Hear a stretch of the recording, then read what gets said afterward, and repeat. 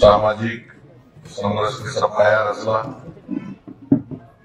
आणि खऱ्या अर्थानं सर्व धर्म समभाव काम सुरू केलं अशा महात्मा बसवेश्वरांच्या चरणी नतमस्तक होतो. मराठी मनाचा मानबिंदू छत्रपती शिवाजी महाराज, पुण्यश्लोक अहिल्यादेवी होळकर, माझं दैवत हिंदू सम्राट शिवसेना प्रमुख माननीय बाळासाहेब ठाकरे या हिंदुस्थानात जन्मलेल्या सर्व पौर महापुरुषांना विनम्र अभिवादन करतो.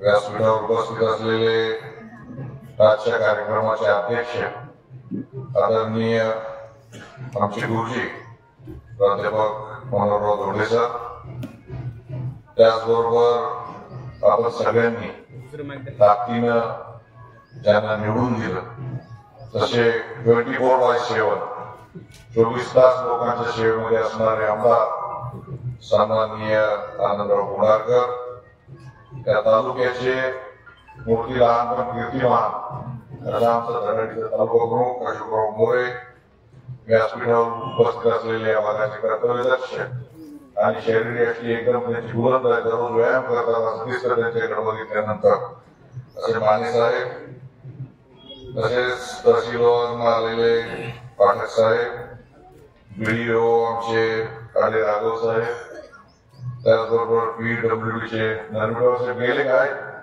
नरमेश्वर साहेब तुमचं काम आहे पुढे, त्याच्यामुळं व्यासपीठावर उपस्थित असलेले आमचे आनंदराव वानखेडे, माऊली मोरे, सुधाकरराव मोरे, माझ्याबरोबर आलेले मारुतराव धुमाळ, सरपंच बसवेश्वरजी धोंडे, तिरुपती पाटील, माझे मित्र माझी सरपंच तुकाराम रोडे यांची आणि तिकडची ती याची टोपी आपली गंधारची नळगे मामाची, या दोन्ही टोप्या आपल्या भागातल्या प्रसिद्ध आहेत. आणि तिकडे एकनाथ मामलेची मोड्यामध्ये तुकाराम रोडे आमचे जुने मित्र आहेत. त्याच्यामुळे सरला म्हणलं बा आगडी मिटल्या का सगळ्यांनी म्हणजे मिटली रोडले साहेबांनी बरोबर आहे ती म्हणजे एकत्रच आहे, मग येतो कार्यक्रमाला. त्याचबरोबर अनिलराव माळगे जिल्हा संपर्क प्रमुख प्रसिद्ध उद्योजक नांदेडचे, माधवराव कापसे, हनुमंतराव लांडगे, मनोजभाऊ शेळगावकर, हरिहरराव विश्वासराव, ग्रामसेवक शेवडी, त्याचबरोबर समोर उपस्थित असलेले माधवराव, किशनराव वानखेडे, आमचे भेंडेगावचे कामाजी पाटील, खाली बसलेला आमचा संतोष पनाडे, बरोबर आहे ना पाटलाचे नाव सगळे, ज्ञानभाऊ वानखेडे, प्रसिद्ध आमचे आनंदराव, सर्व उपस्थित असलेली मंडळी, समोर बसलेल्या माझ्या बहिणी, व्यासपीठावर सर्व सन्माननीय पुढे बसलेले भाऊ, सर्वांना मानाचा रामराम, जय भीम, जय महाराष्ट्र. या गावात सगळेच 18 पकड जाते तेव्हा जय हिंद सगळ्यांना. खरं म्हणजे खूप वर्षानंतर शेवटीमध्ये आला आणि आनंद वाटला. सरांनी विविध कामांचं भूमिपूजन आणि लोकार्पण सर्व ठेवला. मनापासून सरांचं अभिनंदन करतो. शेवटी गावात कार्यक्रम घ्यायचं म्हणलं काय पांढरे घ्यावायचे पुढे गावात येण्यापासून अर्धा ग्रुप म्हणायचं येऊ नका, अर्धा ग्रुप या म्हणायचं, प्रश्न शिल्लक पडायचं यायचं की नाही यायचं. आणि 5 वर्ष माणसाहेब आमदार गेले तसेच निघून गेले, मला एक कार्यक्रम घेतात नाही गावात. आता जे बसलेले हे पूर्ण मला ताकद घेणार असायचं, साधं यायचं नाही संतोष गारापुढे. कॉन्क्रीट रोड केलं तर उद्घाटन करायचं काम केलं माझं. राम मंदिरला पैसे दिले होते 25-30 लाख रुपये, कुठे पूजे आले होते आता पूजे काय केलं की 25 लाखाचं काम केलं झालं का नाही राम मंदिराचं सगळं गावात भांडणी सुरू आहे. असो परंतु सरांनी पुढाकार घेतला आणि सर्व मिटवलं. सरांचं अभिनंदन. सर एका पक्षाचे राष्ट्रीय अध्यक्ष आमचे सुद्धा ते नेते विद्यार्थी सेनेचा मी जिल्ह्याचा पण बोलतो तेव्हा सर्व मराठवाड्याचे विधान परिषदेच्या निवडणुकीमध्ये शिक्षक आपल्या पदवीधर मतदारसंघामध्ये आम्ही घराघरामध्ये जाऊन पोर्शीट देत होतो, फिरत होतो. आजच्या 20-25 वर्ष जुना विषय पण दुर्दैवाने गावात काही घटना घडल्या सगळ्या याच्यामध्ये सर विदेशात गुंतून पडले तर विकते तसं विकते म्हणून विकत नाही म्हणल्यासारखं आपल्यालाही सरचं महत्व कळलं नाही आणि सरला इथं गुंतून ठेवलं. त्याच्या हाताखालचे सगळे आमदार खासदार झाले मात्र ते विचार जागेवर राहिले. काही नशिबाच्या गोष्टी असतात, काही भानगडी असतात. सरनं पक्ष काढलेला आहे, सरनं अनेक माणसं घडवले, एवढं मोठं समाजाचं संघटन बांधलं. हे काही सोपं काम नाही बांधवांनी. आपल्याला वाटतंय बोलणं सोपं असतं पण काम करणं अवघड असतं. त्यांची काही कार्यकर्ते काय फक्त आपल्या शेवळीकर आपल्या लोहा तालुक्याने का नाही, आज कर्नाटकमध्ये जा, आंध्र प्रदेशमध्ये जा, तेलंगणात जा, तामिळनाडूत जा, सगळीकडे शिवा संघटनेचे माणसं बसवलेले. काय समाज तर सगळीकडे असते, परंतु त्याला एका माळीमध्ये बांधणं, चार चांगले माणसं बोलवणं, बसणं, त्यांचे सत्कार करणं हे काही सोपं नाही. काम त्यांनी समाजाचं फार मोठं काम त्यांनी केलेलं आहे आणि संघटन त्यांनी बांधलं. दुर्दैवानं आमच्या नांदेड जिल्ह्याला त्यांचं मोठेपण कळालं नाही. असो सर, काम केलं वाया जात नाही. आज न उद्या निश्चित कुठं ना कुठं तरी समाज याची दखल घेत असतो. काय आमदार झालं, खासदार झालं, माणूस मोठं होतो असं काही नाही. इतर पद आमचे 5 वर्षाचे आम्ही घटक्यामध्ये आमदार आहे तर घटक्यात खासदार आहे तर घटक्यात काहीच नाही. म्हणजे तुम्हाला माहिती आहे तुमच्याकडे आमदार बी होतो, तिकडे खासदार होतो आणि मागच्या वेळेस तिकीट नाकारलं मला. लोकसभेचा खासदार असताना, चांगलं काम असताना गरीब बसला नाही. लोक म्हणजे आता काही खरं नाही हसायला लागले काही लोक. परंतु काम केलं वाया जात नाही. भाईंनी एकनाथ शिंदे साहेबांनी घेतलं विधान परिषदेवर 6 वर्षासाठी, तर त्यांनी दुसरं काम केलं. घरी बसल्यानंतर त्यांनी बघितले बाबा हेमंत पाटील कार्यकर्ता आहेत, 2-4 जिल्ह्यामध्ये काम करणारा कार्यकर्ता आहे आणि पहिले मला मंत्रिपदाचं दर्जा दिलं. ते साधारण कॅबिनेट मंत्रिपदाचं हळदीचं काम मी करतो. हळद संशोधनाचं मोठं काम 10 वर्षापासून करतोय.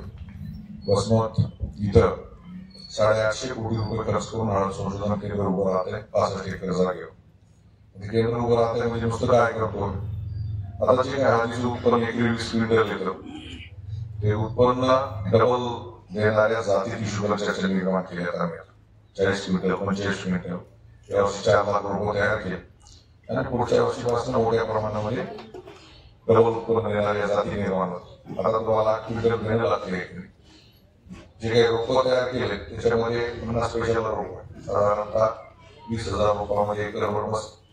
म्हणजे जे काही पेरणीच्या वेळी 40,000 रुपये लागत होते ते 10,000वर आणले आणि उत्पन्न डबल.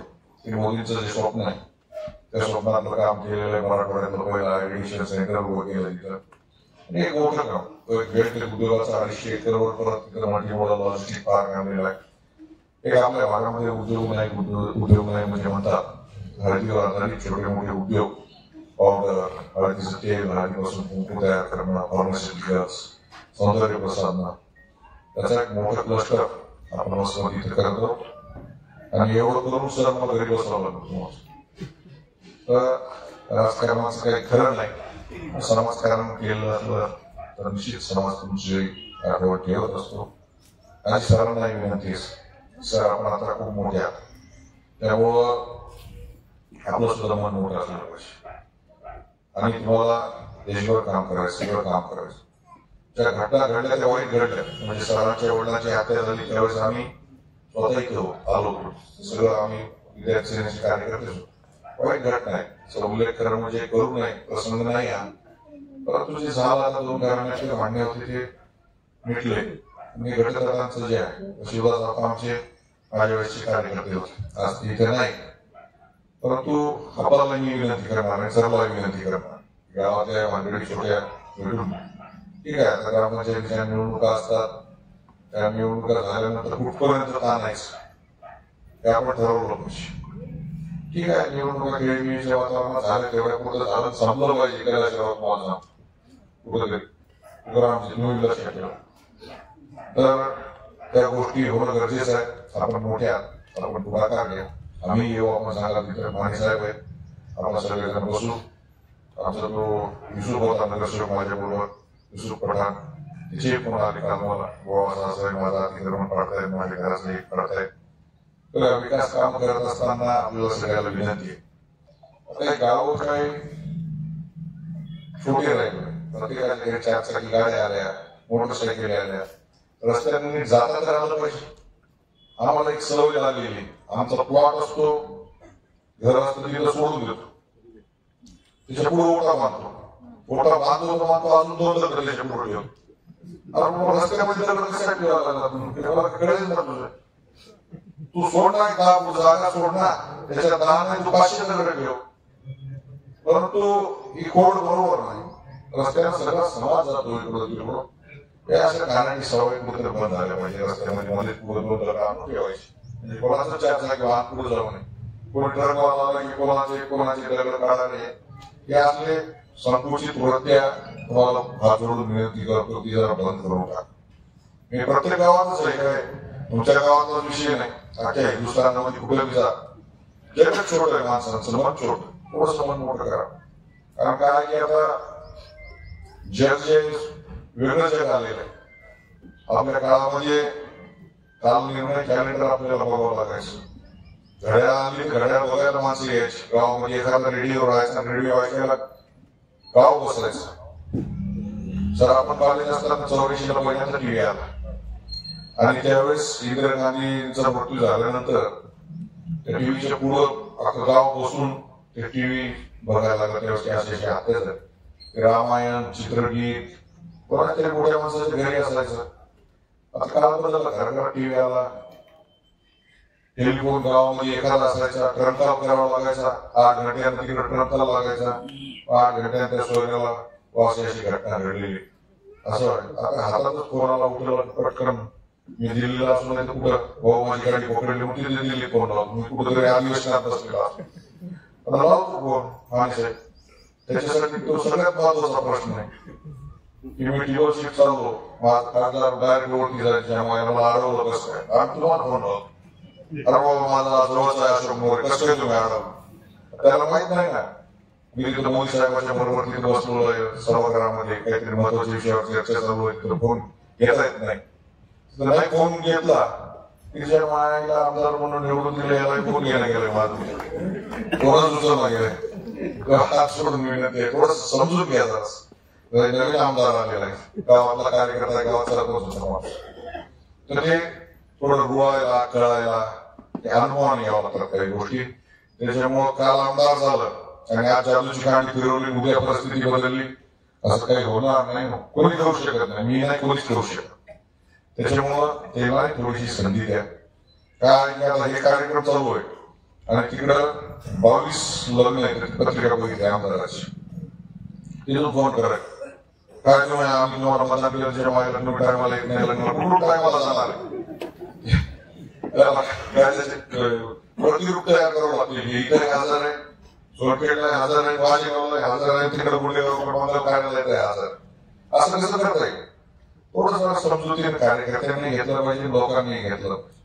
ज्या महत्वाच्या गोष्टी आहेत त्याच्यावरती आपण लक्ष दिलं पाहिजे. लोकप्रतिनिधीचं काम काय, लोकप्रतिनिधीचं काम लग्नाला झालं, नात्याला झालं, तेरव्या करणं आहे का, त्या अशा मात्याला जाऊनच समाजाच्या मात्या करून टाकल्या. तुम्हाला सांगतो लोकप्रतिनिधी काम काहीच केलं नाही, काही करायचं नाही. पश्चिम महाराष्ट्रामध्ये सर आपण बघता, अरे मोठमोठाले उसाचे कारखाने निर्माण केले, तुमच्या आशीर्वादाने मी भोपाळीचा कारखाना चालू केला, आणि कारखाना चालू केला 8.5 वर्ष बंद होता कारखाना, 25-26 हजार सभासद. आणि सर नांदेड जिल्ह्यात या 2-4 जिल्ह्यामध्ये 1800 रुपये चलन होतं. मी पहिला 2600 भाव काढला, पहिला हप्त्याचा मागच्या वर्षी पहिला. काढल्यानंतर या जिल्ह्याचे नेते अशोक चव्हाण आणि गांडेगावकर दोघांची मला फोन आहे, मला म्हणजे तुला कारखानदारी बंद करायची आहे. मी साहेब मी नवीन आहे आणि मला जे काही शेतकऱ्यांना मिळते त्यांना मिळालं पाहिजे हे माझी भावना आहे. ठीक आहे म्हणजे करून बघ. मग पहिल्या वर्षी मला नुकसान झालं, 2-3 कोटी रुपयाचं नुकसान झालं नाही असं नाही, पहिला अनुभव होता कारण कारखाना जुना होता.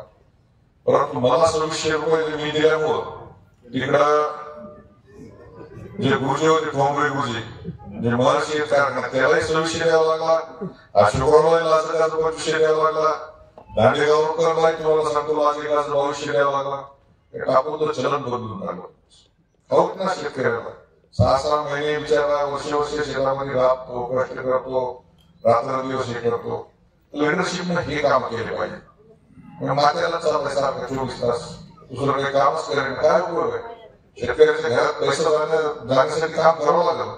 हे काम सर तुमच्या आशीर्वादानं आम्ही केलं. तुम्हाला सांग, हे कारखाने उभे केले, त्या पेनगंगा नदीचं पाणी आधारात वाहून जातो.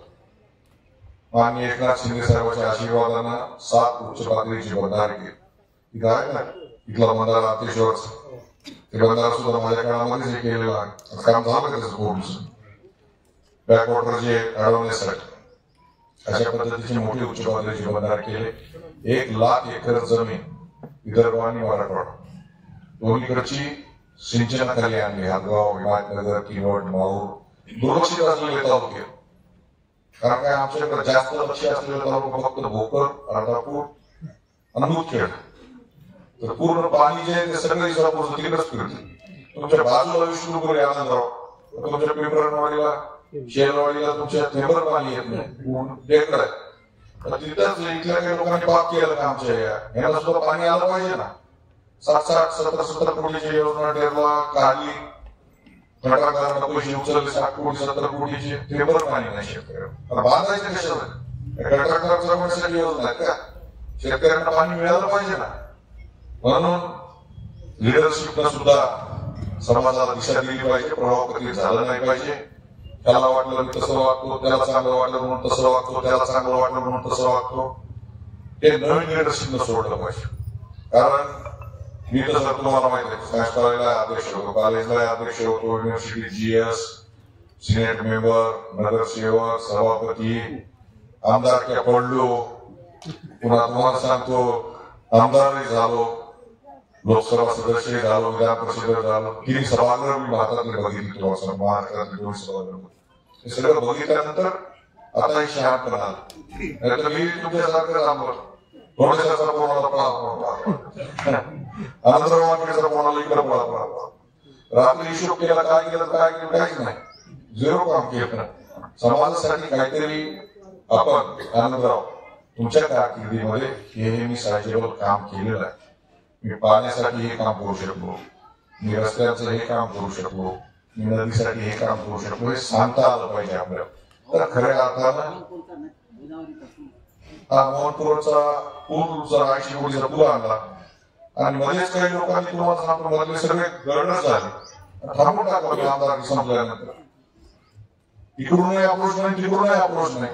आता पूर्ण येणारी ट्रॅफिक पूर्ण नांदेड शहराला चालली.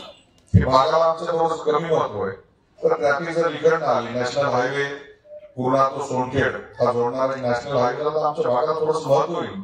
पेट्रोल पंप होतील, हॉटेल होतील, ट्रॅफिक इकडून जाईल, व्यापार उद्योग वाढेल. या उद्देशाने तो पूल केला होता. आता ते पूर्ण झाला का नाही झाला?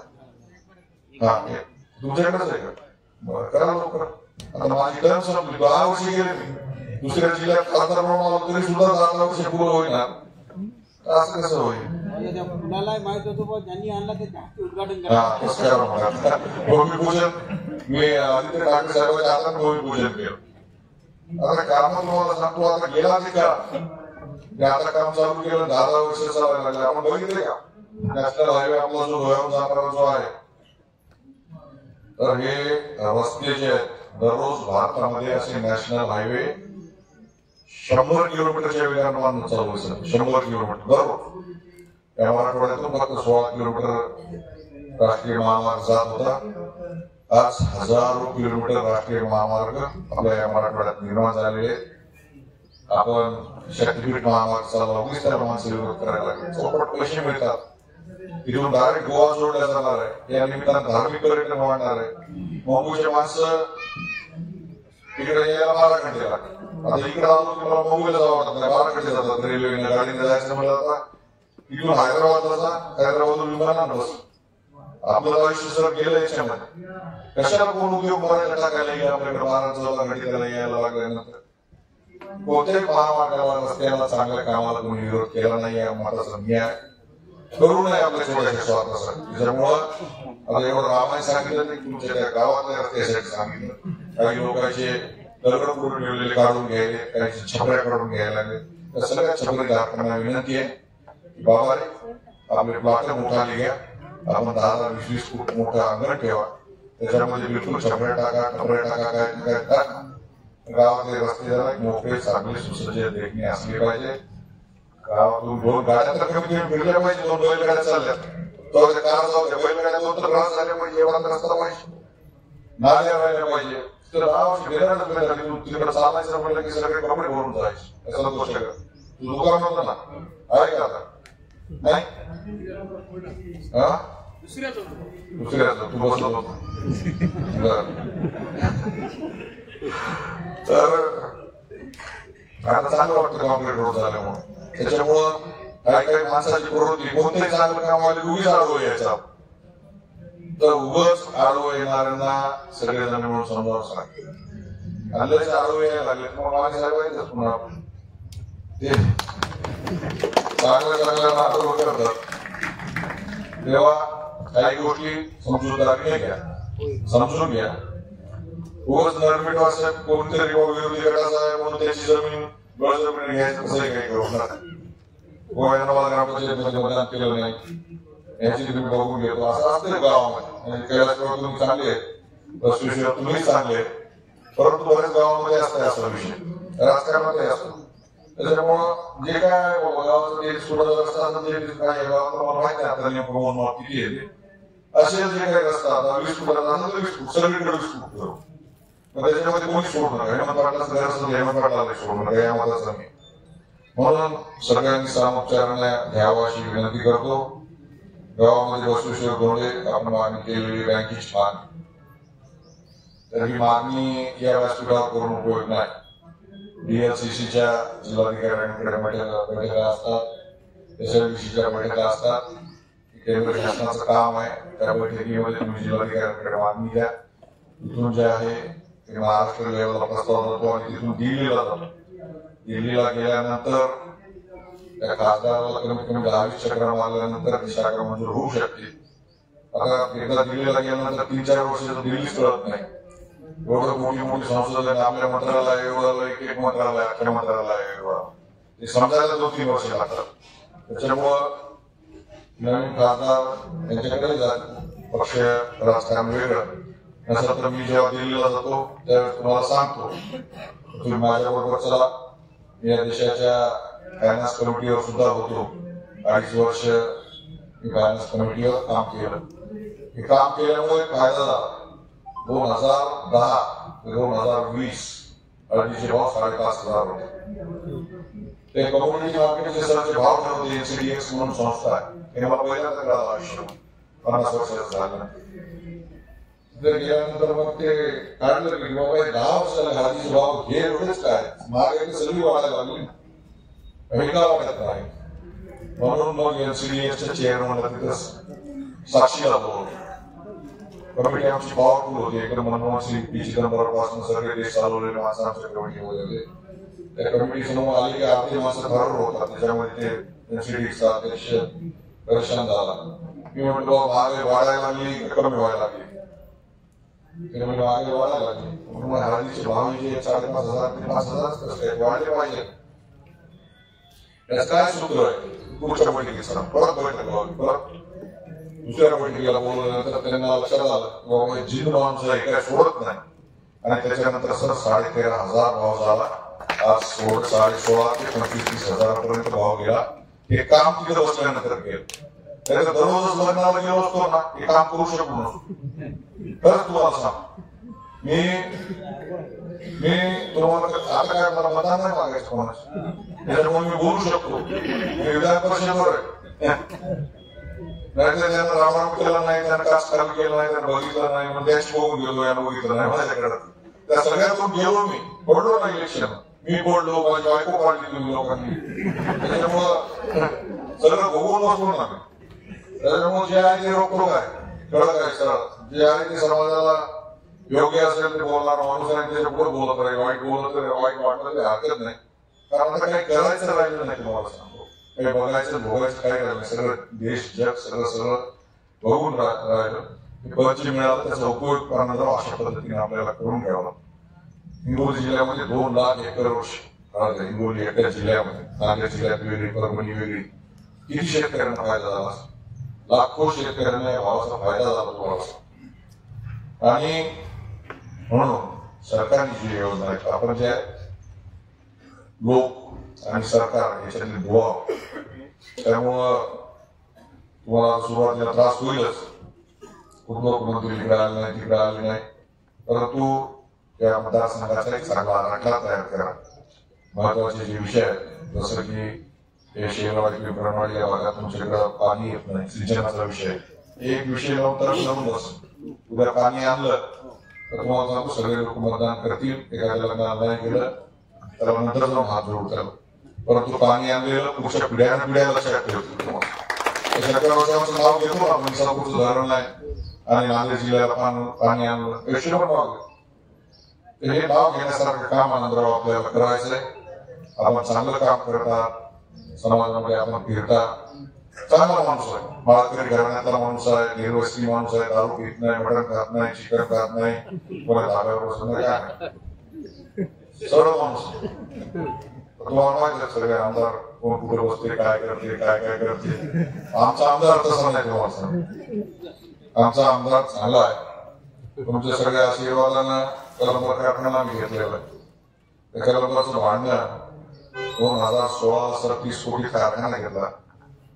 6 वर्ष कोर्टात लढलो मी आणि शिकले पत्रकार. 6 वर्षानंतर कोर्टाने निकाल दिला.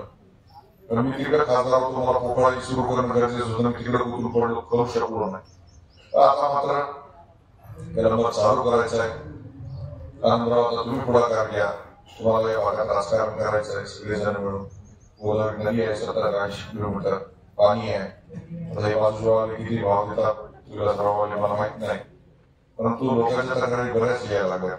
अनेकदा ऊस नेत नाही, पैसे टायमाला देत नाही. मी तुम्हाला 15 दिवसाच्या पैसे देतो पोकळीला. आताही विचार 15 दिवसाच्या काय होईल कर्ज काढली शेतकऱ्याचा पैसा 15 दिवसाच्या गेले पाहिजे. कामगारांच्या पगारी टायमाला गेल्या पाहिजे. हे गरजेचं आहे. उघडायचे कशासाठी काम ते पहिलेच गाजून गेलाय. त्याचं शोषण झालेलं आहे, त्याचं अजून शोषण करत. म्हणून थोडस तुम्ही सगळेजण मला सहकार्य करा. 1 वर्ष 1.5 वर्ष 2 वर्ष नवीन कारखाना, कारण ते काही शिल्लक ठेवत नव्हतं माणसाने. फक्त पत्र्याचे शेड आहे, काही थोडं बहुत भंगार होतं. त्या भंगारवाल्याला ते घेऊन जा पूर्ण भंगार नीट करा. करेच कारखाना करू, कारण 50 वर्ष घेऊन आहे टेक्नॉलॉजी बदल. कारण मी कोकणाचा अनुभव घेतला. इकडे दुरुस्त केला, तिकडे काहीतरी बिघडायचं, तिकडे दुरुस्त केला, इकडे काहीतरी बिघडायचं. सर 15 कोटी रुपयाची पाईपलाईनच बदलावं लागली मला. रस्ता इकडून मिळायला लागलं, इकडून भोग पडलं, तिकडचं वेल्डिंग केलं की तिकडे भोग पडलं. अख्खं तुम्हाला सांगतो 25,000 लिटर ऊस वाहून गेला त्या पेरणीने, ऊसाचा रस वाहून गेला. ही सगळी परिस्थिती होती, त्याच्यामुळे निर्णय घेतलाय कलंबर नारायण करायचा. निश्चित तो करू. 35 महिला बचत गट आपल्या गावात आहे, त्याच्यासाठी बचत भवन आपण मागितलेलं. तर तत्पूर्वी तुमचं ग्राम विकास सचिवालयाचे त्याचा प्रस्ताव आपण साहेब प्रस्ताव घ्या, प्रस्ताव पुढे पाठवा. ग्रामविकास मंत्री माझे मित्र आहे, त्यांच्याकडनं छानपैकी तुम्हाला तुमच्या गावाची लोकसंख्या मला वाटतं आता 8,000 झाली. मोठं गाव आहे, तर तुम्हाला 20-25 लाख रुपये त्यासाठी मिळतील. जे काही कमी पडेल त्यासाठी आमदार आहेत आणि आमदार कमी पडले तर मी आहे कमी जास्त. त्याच्यामुळं आम्ही दोघांच्या निधी म्हणून पैसे देऊ. सर गावात तळ आहे चांगला, त्यावेळेस थोडंसं सुशोभीकरण झालं पाहिजे. वॉकिंग ट्रॅक वगैरे जर केला आणि नांदेडसारखे थोडीशी लाईट वगैरे बसवले तर जरा एक शोभा आहे. गाव सुंदरच आहे. शेवटी गाव अर्वाचीन, राम मंदिर, गोदावरी सगळं चांगलं आहे. परंतु राजामुळे मात्र गाव बदनाम झालं. राजाम म्हणजे थोडंसं बदनाम होत त्याला जास्तच बदनाम केलं लोकांना. सभा म्हणलं की लोक लोकांना नाव घेतलं की याला वाईट वाटलं का, त्याला वाईट वाटलं का, त्याच्यामध्ये ठीक आहे बसून नाही. काय की कोळसा किती घासला शेवटी काय पांढरा कळसारखं होत नाही, काळच नाही. सगळ्यांना विनंती आहे की ते न करता आपण जे काही काम केलं जलजीवन मिशन 8.5 कोटी ते पाणी येते का नळाला जलजीवन मिशन नाही म्हणजे आता सुरू आहे. ते काय ठेकेदारांना एक सवय सर काम अर्ज करायचं, बिल उचलायचं, पळून जायचं. ते भारत देश स्वतंत्र होऊन 75 वर्षाच्या वरती होऊन गेले. आता अजून त्या योजना येतात, जल स्वराज, जलजीवन मिशन, घर घर पाणी, हर घर पाणी. त्याच्या व्हायला अजून त्याचा काही फॉर्म्युला पंतप्रधानालाही सापडला नाही, आम्हालाही सापडला नाही. पैसे 1000 कोटी रुपये गेले. तेव्हा संतोष मुरकुटे बदमाशच आहे. अनेक ठिकाणी तुम्हाला सांगतो काम न करता त्याला पहिले नळाला पाणी घरामध्ये पोहोचलं पाहिजे, हे त्याचा कार्यक्रम पहिले करा. नानाजी देशमुख मध्ये गावाचा समावेश आपण करून घेतला. त्याच्यामुळं स्मार्ट मध्ये अनेक चांगल्या योजना राज्य शासनाच्या केंद्र शासनाच्या योजना आहेत. त्याचं एखादं तसं शिबिर घेतलं सगळ्या शेतकऱ्यांना बोलून काय काय लाभाच्या योजना त्या सुद्धा एक चांगलं काम होणार आहे. हिंदू स्मशानभूमी गावामध्ये मला वाटतं वेगवेगळ्या समाजाच्या वेगवेगळ्या स्मशानभूमी आहे. त्याच्यासाठी कंपाऊंड वॉल सीसी आपण केलेला आहे. त्याचबरोबर तलावाची पाळीव दुरुस्त केली आहे. बौद्ध स्मशानभूमीकडे जाणारा रस्ता केला आहे. आठवडी बाजारास मंजुरी मिळाली आहे. पूर्वी मोठा बाजार भरायचा, फार पेनूर जांभा शिवणीपासून सगळे आजूबाजूच्या गावातले सगळे लोक इकडे यायचे. बाजार बंद झाला. आरोग्य उपकेंद्र मंजुरी प्रस्तावित आहे सर, हे मात्र तुम्हाला उपकेंद्र करून द्यायची जबाबदारी माझी आली. कारण आंबेडकर आमदार आता मंत्री झाले, माझे मित्र आहेत जवळचे, बँकेसाठी मुद्दा मदत करतो आपल्याला. मनरेगामधून आपण गटू बसवण्याची कामं केली, त्याच्याबद्दल अभिनंदन. आणि अजून काही पांढऱ्या रस्त्याची कामं असतील किंवा मला वाटतं माझ्या काळामध्ये नदीकडे जाणारे मोठे नाले होते, त्याच्या पलीकडे काही लोकांच्या शेत्या होत्या आणि त्या लोकांना जाता येत नव्हतं. ही जर काम सुचवली छोटे पुढं किंवा नळकांडी पुढं टाकून तर त्या पलीकडच्या भागातल्या शेतकऱ्यांना सुद्धा तिथे जाता येईल. त्याचबरोबर मुस्लिम समाजासाठी ईदगाह इथे बेड कॉन्क्रीट आपण केलंय, त्याच्याबद्दल सुद्धा अभिनंदन. 109 घर आपण दिलेले, त्याच्याबद्दल अभिनंदन. सिंचन विहिरी 42 आणि पांढरा रस्ते 14 किलोमीटर. अजून काही पांढरा रस्ते लागत असतील तर ते आपण करू. आता हे ओला कचरा सुका कचरा आल्यानंतर दिसला, त्याच्यामुळे आल्या खूप चांगलं वाटलंय. ते ग्रामपंचायत पुढे ठेवलंय गावात सगळीकडे, गावामध्ये सगळीकडे आहे आणि आजही वाटप झालंय. आता हे डबे ज्या कचरा टाकायसाठी, नाहीतर त्याच्यामध्ये ज्वारी साठव कणगीकर हे असं काही करू नका. मुख्यमंत्र्याच्या लाडक्या म्हणजे आमच्या तुमचा विशेष तुम्हाला काही गोष्टी सांगाव्या लागतात. ती साईज सर एवढी मोठी केली की त्याच्यात बघितली असं वाटतं की 2 पोती ज्वारी म्हणून काय असं वाटतं.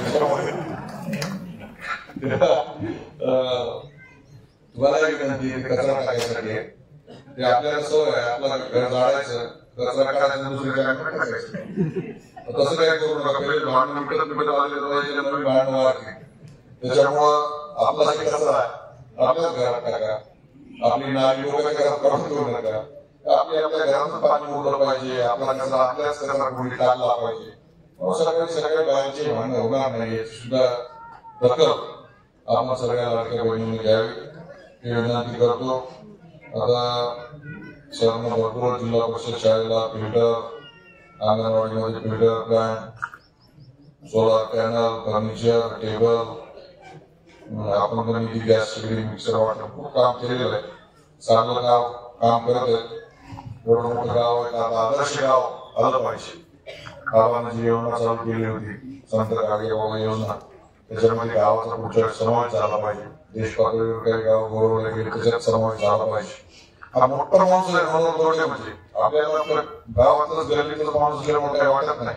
गृहमंत्र्यांच्या होती, मुख्यमंत्र्यांच्या, केंद्रीय मंत्र्यांच्या, दिल्लीला गेलं दिल्लीला मंत्री ओळखतात, मुंबईला गेलं तर मुंबईला सगळं कॅबिनेट मंत्री ओळखतात. आपल्याला त्याची किंमतच मिळाली. परिस्थिती आहे काम करून घ्या ना मोठा हे सगळे. उगीच माझी वस्तू पाडायला, माझं दरकड काढायला बंद करायला हे सगळं. म्हणून आपल्या सर्वांना आज मला बोलवलं, आपण सन्मान केला. आणि मग सन्मान करू नका, सर्वांना मतदान सुद्धा करायचं गावामध्ये.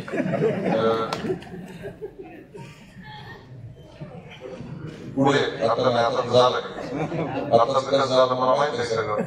त्याच्यामुळे चक्कर कसं आहे, तुमच्यापासून सुरू होते, तुमच्याजवळच येऊन काय आनंदराव काय जमीन विकणार नाही तुम्हाला. त्याच्यामुळं ती बाजूच्या तालुक्यातली लागण आहे ना, योग्य मग आपल्याकडे संसर्गजन्य रोग आहे सध्या तुमच्या मतदारसंघात, आमच्या नाही. तुमच्या गोवा कंधारमधला संसर्गजन्य कसं आहे की तिकडं वेगवेगळे विषय आहेत ना, मला बोलता येत नाही आता काही मित्र पक्ष असल्यामुळे. काही लोक मोठमोठ्या ऑफिसात राहिले, काही दुकान आहेत मोठमोठ्या दारूची. इकडे माणसं गरीब वाटली दक्षिण मध्ये, शेतकरी माणसं आहेत, सर्वसामान्य माणसं आहेत. ते संसर्गजन्याचा मला तर काही मी पैसे दिले नव्हते तुम्हाला, मला या सगळ्या लोकांनी फुकट निवडून दिलं आणि एकही रुपया कोणी घेतला. गरीब आहेत पण प्रामाणिक त्या काळात होते. आता काही बिघडले असं माझ्या कानावरती आलंय निवडणूक काय तरी काय 5,000 रुपये काय जिंदगीला बोलणार आहेत आपल्या, सोड द्या ना, कशाला परत नाव आहे काम करून घ्यायचं. नका ती संस्कृती आणून तिच्या मायला शेअरवर दारू आता ती काय जिंदगीवर जिंकणार काय त्याची. हा कोंबडा घ्यायला गेलो तर तिच्या मायला 800,000 कोंबडं भेटले असं लोक सांगतात. मी मटण खात नाही गोष्टी.